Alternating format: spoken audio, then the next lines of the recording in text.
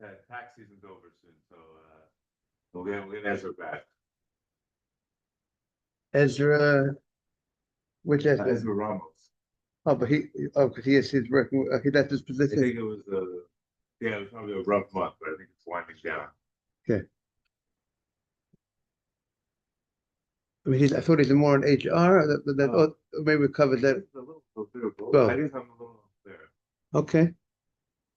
Morning, everybody. Okay, we are on 43B1. First side. The Gemara yesterday, we were talking about the beehive, which we said that the beehive is mukseh, right? The beehive is used for the bees, and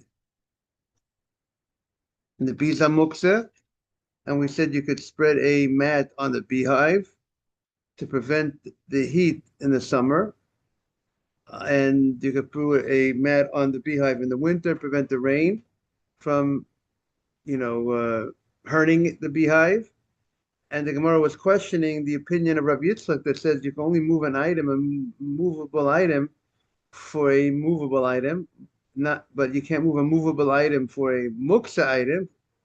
How are we able to move this mat for the purpose of protecting the beehive? And the Gemara said, so we're talking about that there were two chalot. There was chalot on the beehive, and he was moving it to protect. And because it's chalot on the beehive, therefore, the Gemara said you could go ahead and move the mat to protect on the honey. So we're really protecting the honey from the heat during the summertime, and we're protecting the honey from the rain during the wintertime. The Gemara says, but those two chalot are muksod, they're muksod, they're designated for the purpose of the bees.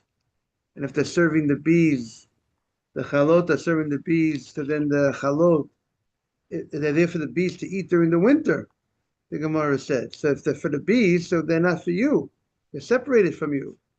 So the Gemara said that you thought about, before Shabbat, you had in mind, when it says you can move the mat to cover the beehive in the summertime, in the winter time, that's when you had in mind to eat those chalot that were left there for the bees, but then you changed your mind, and before Shabbat, you had in mind to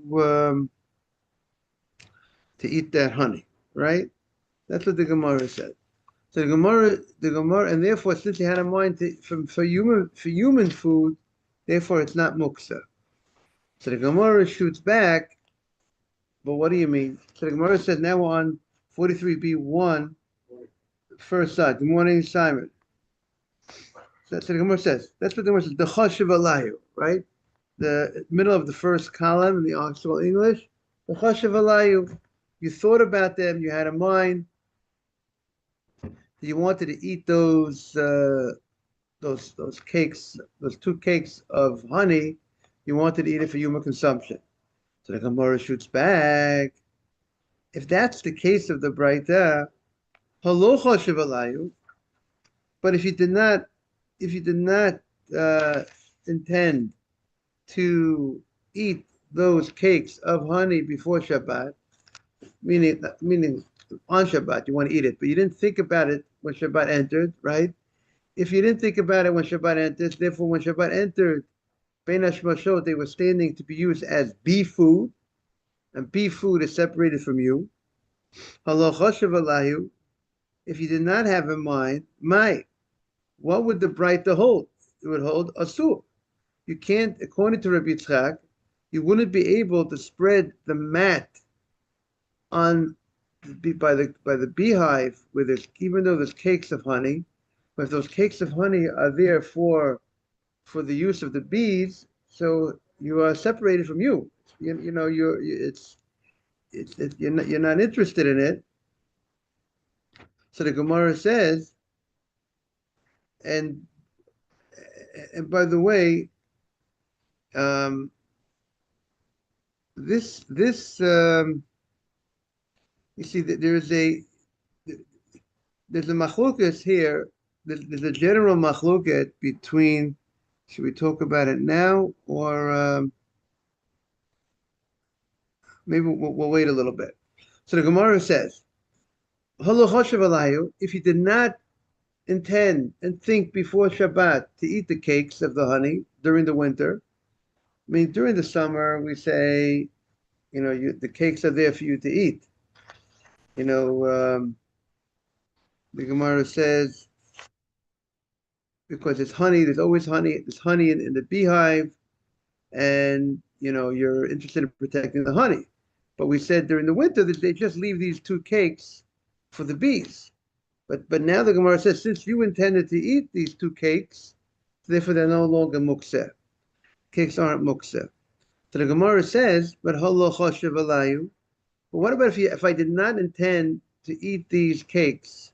If I did not think about eating these cakes before Shabbat, if I did not plan on eating, choshev is like machshava, like thought, right? If I did not plan on eating these cakes, asur. According to Rabbi Yitzchak, I would not be able to go ahead and spread the net by the beehive because these cakes would be mukseh. If I didn't plan on eating it, if I was leaving it for the bees, right, Simon? If I would leave the cakes for the bees are mukseh. I'm separated from the bees. I'm separated from the food. If I left it for the bees, it's not for me. But the Gemara says I had a mind to eat the cakes. But what about if I did not have a mind to eat the cakes? So then it's standing for the bees. It would be mukseh. So if that's the case, Hadatani, the Breita says, Ubavad shelo yischave. The Breita says that the allowance to go ahead and do this is only if you did not intend to catch the bees. Right? When you're spreading this net, this mattress, this mat on the beehive, that we say you're allowed to do that in the winter, and you're allowed to do it in the summer. That's only if you don't intend. We're saying the allowance is very specific. Only in this scenario, when it's a summer and the winter, and that allowance. But when can't you do that? You can't do that if you're intending to trap the bee. But why do you have to? Now the Gemara says, why do you have to lifno with litnei b'dida? The author of the Breita could have made a difference in its own without going to a outside thing called trapping. It could have said the following: meaning, when do we say you can move the mat? Meaning, when could you move the mat for the beehive in the winter? It's only kishachi shevaleim. It's only when you intended to eat the cakes of Allah. If you did not intend to eat the cakes, asur. You are not allowed to move the mat. Why did you come into why did the Tana have to talk about, by the way, the allowance is only when you're not intending to catch the bees. You can make a distinction within this without getting involved in catching the bees. We can make a distinction even when you don't have a mind to catch the bees. It would all depend in the winter time. Did you plan on having the cakes of the honey before Shabbat? Well, you didn't plan on having the cakes for Shabbat. So you can make a distinction and say the allowance of covering the beehive is only specific as long as I had a mind to cover it.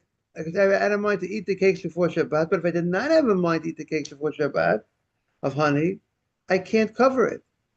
So I can make a distinction even if I don't intend to hunt to catch the bees. So I don't have to even. What do I have to? The Gemara is saying if you want to make if it's true that it's all about did you think about it, did you not think about it? If that's the truth, then my allowance to move the mat because I can't mat because Rabbi Yitzchak holds I can't move a mat for something that's muksa. Therefore, I would be restricted from moving the mat in the winter only if I had in mind before Shabbat to eat the cakes. So why did the Braita mention that distinction? It's if it's a true if that's true that there is an issue of moving a mat for a muksa. A mat is a movable item, and if it's true I can't move a movable item for a muksa, so the Braita should have said that. The Braita should have made a distinction within the winter whether I intended to move it, to intended to use the case or not. But the fact that the Braita did not make that as a distinction, it came on to a side point. As long as I don't have a mind to hunt, to capture the bees, which seemed to indicate that there is no distinction between having a mind before Shabbat to eat the cakes and not having a mind to eat the cakes. Even if I didn't have a mind to eat the cakes, I would be able to spread the mat because I'm allowed to move a movable item for a muksa item. That's the Gemara's question on Rabbi Yitzchak. So, by the fact that the Tanner wants to tell you, by the way, here is I can let you move it, but you can't move it if you're coming to capture, would sound like that's the only issue. There wouldn't be any other issue whether you intended to eat the cakes before or not. Because if there is a distinction between eating the cakes and not eating the cakes, so we should have made that distinction. So the Gemara says, Hakamashmalan. So the Gemara answers no. Hakamashmalan afapi shachiv alehem. The ton of the Braita, why it goes on and it makes this distinction between intending to catch the bees or not. Like we said, one of the 39 malachot on Shabbat, you're not allowed to trap, right? You can't spread a net over an animal on Shabbat. So the chidush is the Braita telling you like this: even if I intended to eat those two cutty cakes before Shabbat in the winter, still I have to be careful as long as I don't intend to capture the bees. Good morning, Asaf. Hakamash Malan, it comes to teach us, even though, you know why it's making the distinction of capturing? Because it's telling you that even if I intended to eat it before Shabbat, I still have to. There'll still be in a situation that there'll be a problem if I intend to capture the bees. Even though I intend to eat the cakes, but still I have to make sure I don't intend to capture the bees. But if I intend to capture the bees, that will be a problem. So the Gemara says, Mani. Who is the author of this Braita? Right? That the Braita says, the way we're learning the Gemara, the wintertime, the allowance to cover the beehive is because there are cakes there, and you intended to go ahead and eat the cakes on Shabbat, and as long as you don't intend to capture the bees. Who is this author of this Braita? Rabbi Shimon. If it's Rabbi Shimon, then Leslie Mukseh. Rabbi Shimon does not hold of Mukseh in all the scenarios that other people hold of Mukseh. Meaning, the Gemara uses the terminology Rabbi Shimon Leslie Mukseh. He doesn't hold of Mukseh. Now we know Mukseh, everybody holds of Mukseh, right? Everybody holds on Shabbat. I mean, Rabbi Shimon also holds of Mukseh. What does it mean that the Gemara says that he doesn't hold the mukseh? He means he has more leniencies. There are more situations that he permits the movement of certain items that the other rabbis would disagree with him, would not allow. The general rule is Rabbi Yehuda holds anything that's not standing to use on Shabbat. Let's say Rabbi Yehuda holds that will be mukseh. If it's not standing to be used on Shabbat, because you didn't have a mind to use this item on Shabbat, I didn't have a mind to use this item on Shabbat, it's mukseh. It's not prepared. Rabbi Shimon holds, as long as the item is fit for use on Shabbat, we're not going to call that mukseh. Even if I didn't prepare it for use, but that's not called mukseh. Mukseh is something that I pushed away. I went ahead, I took some fruit, let's say, I think that would be the example, and I produce and I put it on the roof to dry. So I put it on the roof to dry, clearly separate. I pushed it away from use. I put it before Shabbat to dry. Let's say it's going to take a week to dry. I pushed it away from use. It's clear I'm not going to use it. It's out there to dry. That would be mukseh. I don't have use from it. But something that I don't plan on eating, using, I have this cakes of something I don't plan on. I have these cakes of honey, and now I had it in mind for the animal, for the beast to use it, but it's also fit for me to use it. That would not be mukseh according to Reb Shimon. That's not mukseh. It's not separated from me enough, but it has permitted use, and it's also used in that way. It's not like a utensil like a hammer that's mainly used for. So we have to see what Rabbi Shimon would hold by a hammer, but the cakes, honey cakes, are used for people. They're used for bees. So that's not gonna be mukseh according to Rabbi Shimon. The fact that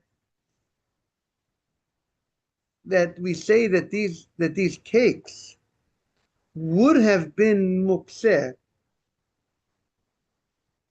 if the guy would not have thought about using it before Shabbat. If it would just be standing to be used for the bees, he put it there for the bees, it's mukseh. So the Gemara says that's Rabbi Yehuda's opinion. Rabbi Shimon would hold that's not mukseh. So who is the author of this braita that we say you thought about it, you planned, and that's the only reason why it's not mukseh? That's Rabbi Yehuda.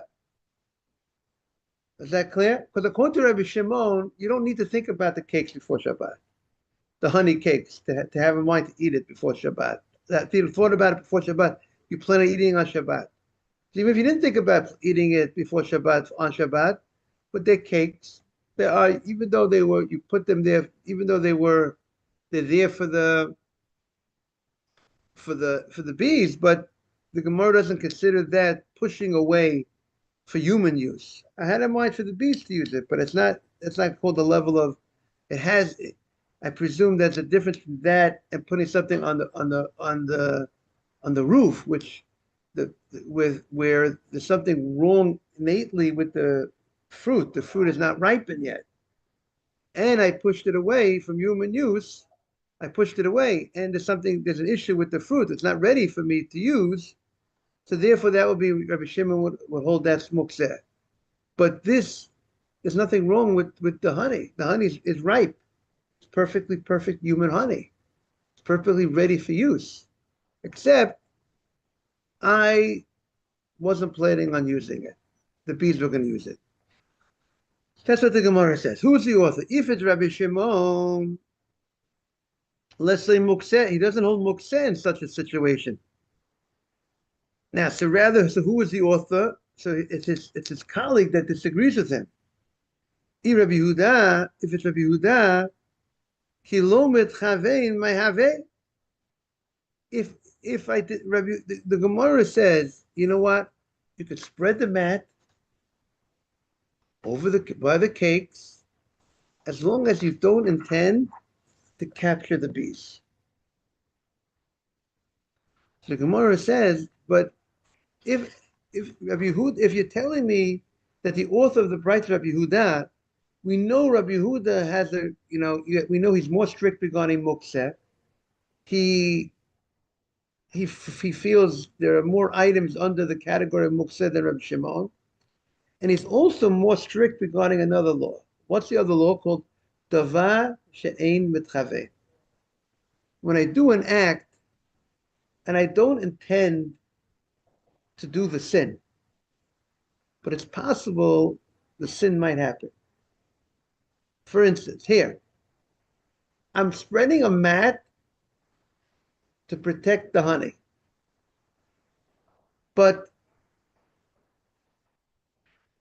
or to protect the beehive, but the beehive is serving the honey, and the honey is not mukseh, let's say.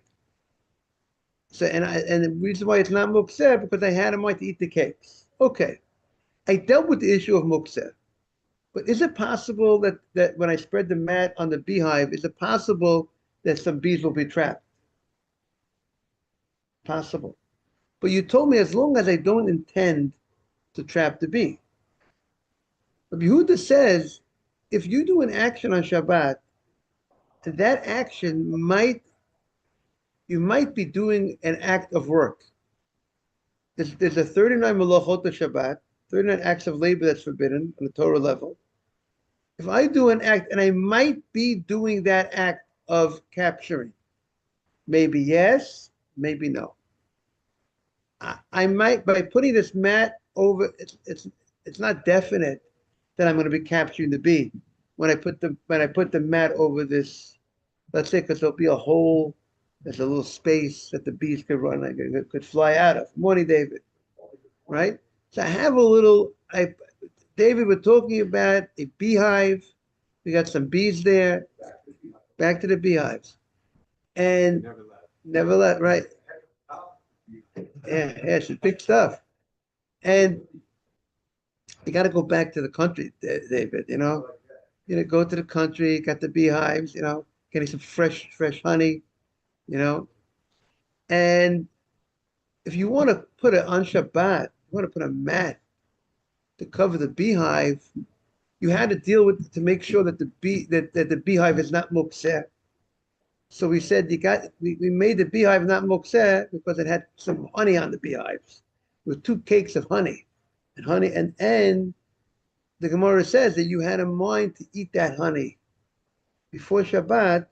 You plan on eating that honey. So you have honey on the beehive, which is not mukseh, and let's say there's bees there, but since the beehive is holding the cakes of honey, so the beehive is not mukseh, and you could go ahead and the cakes are there there's cakes of honey there. I could spread the mat to cover it in the winter when the rain I'm afraid the rain shouldn't come down and ruin the beehive. I could spread the mat on the beehive as long as I don't intend to catch the bees. Because if I intend to catch the bees, then I'm violating the Shabbat. Because one of the prohibitions of Shabbat is trapping. As long as I don't intend to trap the bee, I'm good. But the Gemara says, even if I don't intend to trap the bee, there's a strong percentage a tree will be trapped.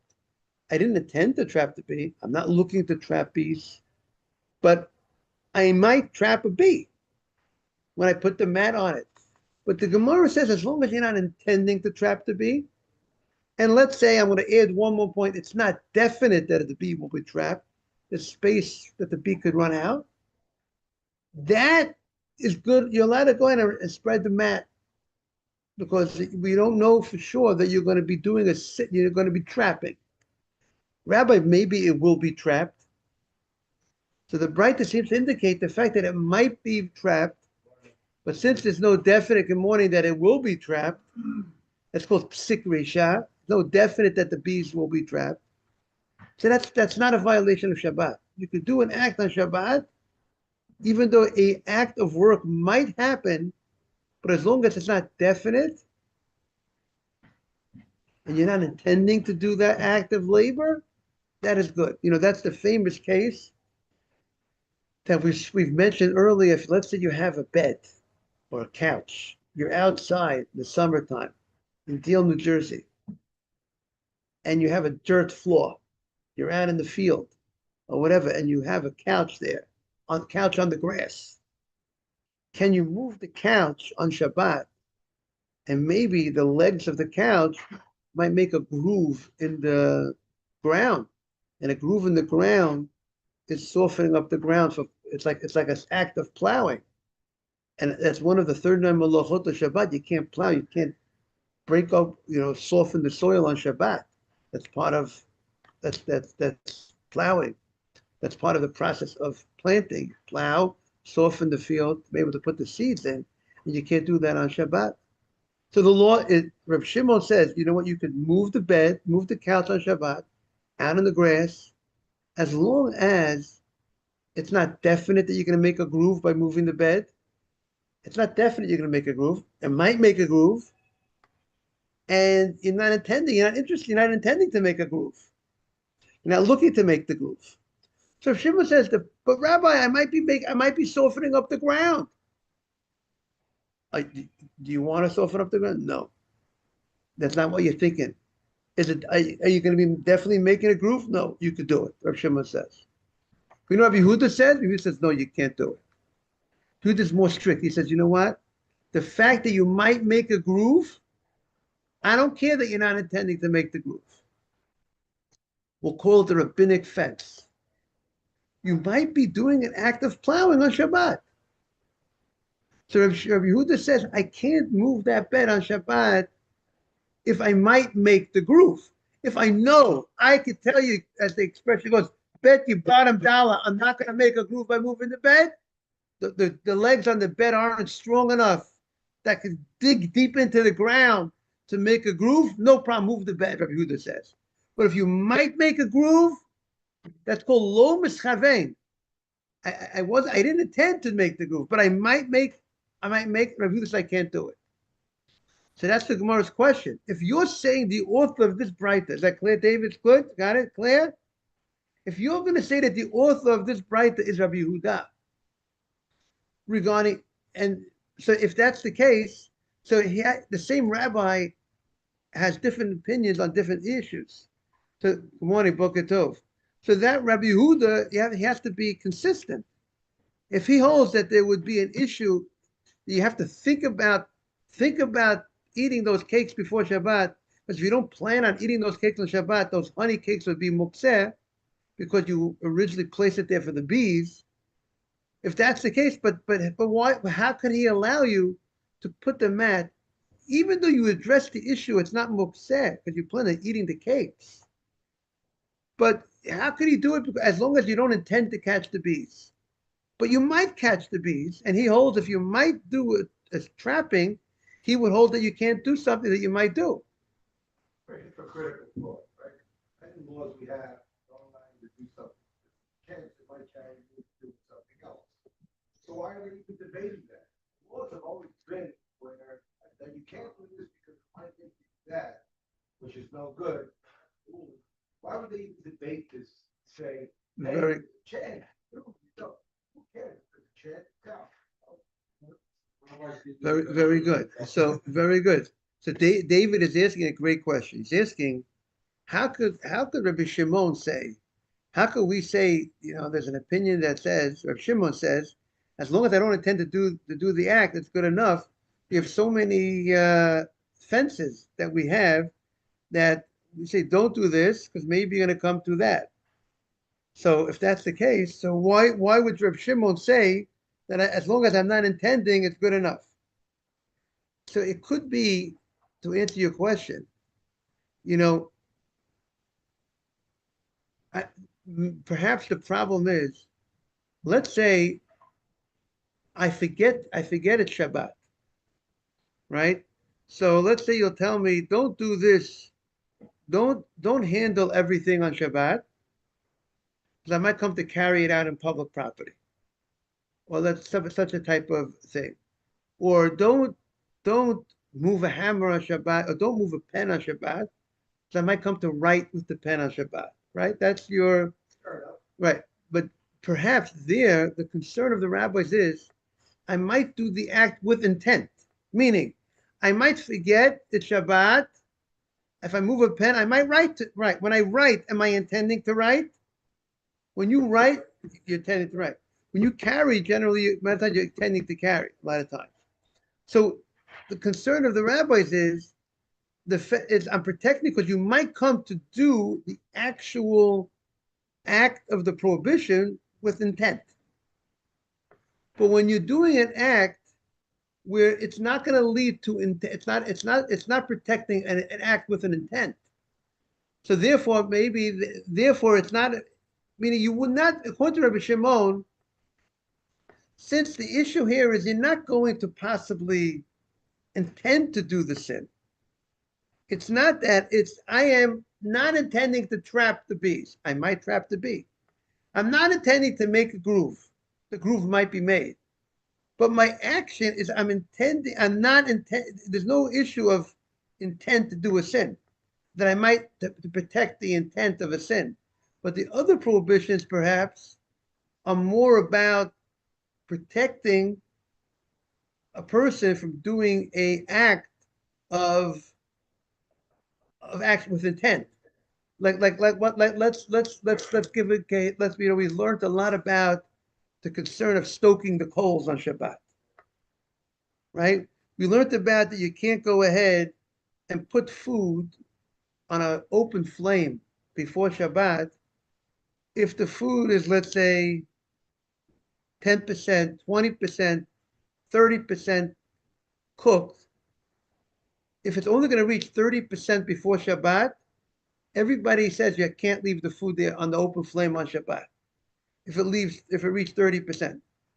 The rabbis say, Chachamim say, even if it reaches 90%, you can't leave it on an open flame before Shabbat. Even 100%, if it's on open flame, if it's improving, the rabbis say, we're afraid you might come stoke the coals. Hananya say, if it's already rare before Shabbat, if it's edible before Shabbat, we're not afraid you can come stoke the coals. Right? They said it was a big issue of stoking coals. If I leave something on an open flame, I might stoke the coals. So the defense is to prevent me from doing an act of stoking coals is an intentional act. I might forget.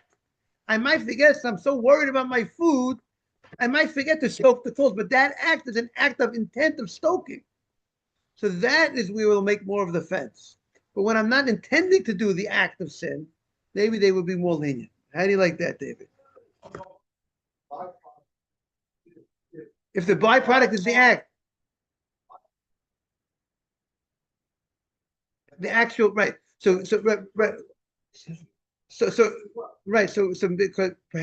the biblical prohibition is only when you have intent to do the sin, most probably, and therefore if you can't call it you intended to do it, so therefore in that type of scenario they were more. Rabbi Shimon is more lenient. Yehuda agrees with you.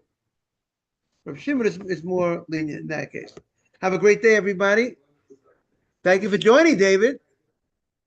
Okay. You hear always new things. Take care, Asaf.